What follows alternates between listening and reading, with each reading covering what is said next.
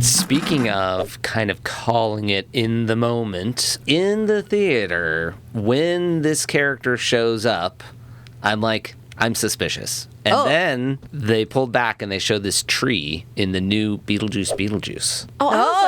And I was like, I reckon that's like basically the same tree that Beetlejuice was using. Turns out I was right about my guess about that character. I'm not going to ruin it for you. Yeah, that was crazy. That didn't count.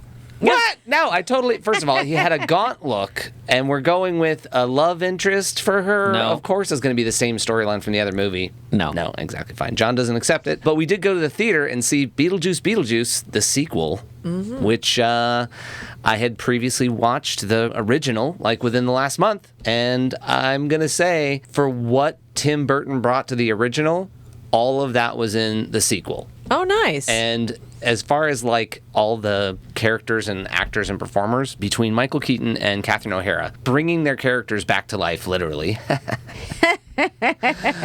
What? No, she was alive. She didn't die. Well, between the movies. Maybe. But generally, the only thing about the whole movie that was like tripped me up a little bit was the element of the storyline where they were still dealing with her husband. And that actor is not in a good light anymore, so he's not in the movie.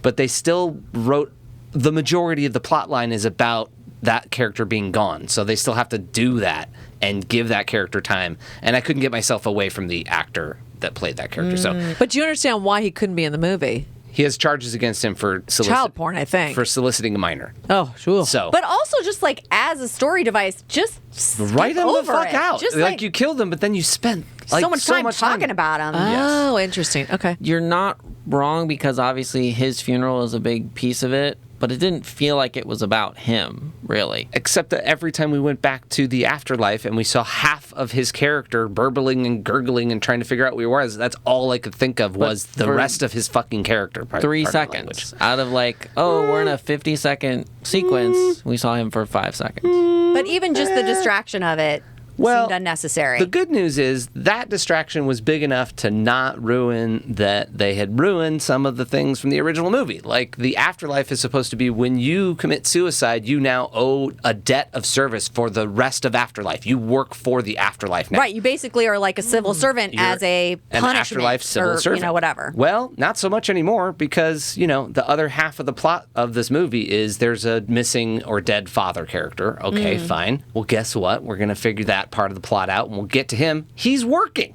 I don't understand.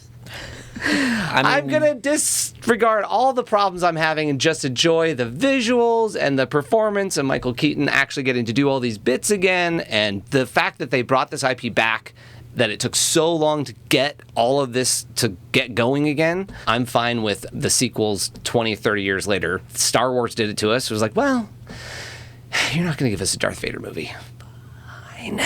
Fine, I'll take what you give me. So you I will want take the origin story of Beetlejuice? Oh my God, gosh. that would have been amazing. The part of the movie. Sean looked completely shocked. Well, we also got that. They gave you a part of that, but it's like they didn't give you enough of that to make it make sense, and then they gave Catherine O'Hara's character a lot more life, but she didn't really progress. I didn't see new artwork or better artwork that was like indicative of where she had been previously. So there's just some world stuff that was like, yeah, we're doing Beetlejuice 2 with Michael Keaton. Everything else we're not worried about. We'll get back to the same town.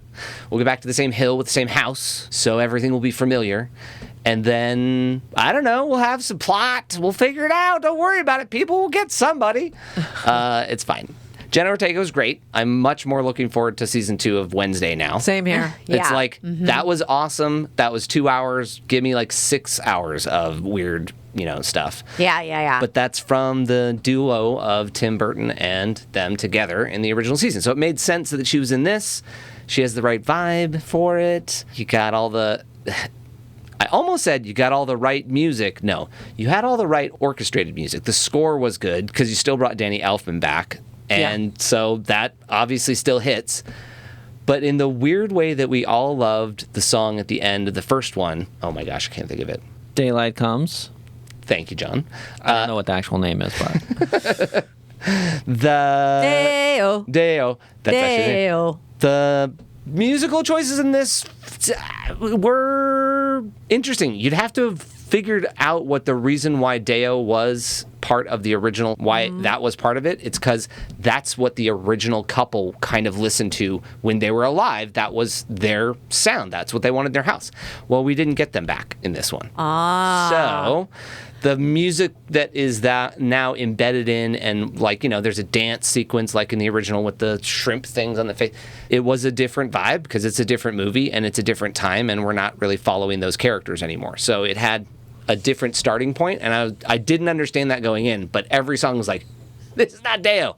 What are we doing with this one? Yeah, that turned out to be so iconic, that scene with Deo. And because, as you're saying, it was not even a modern song during the movie. Right. So for all of us, was it Harry Belafonte, I think?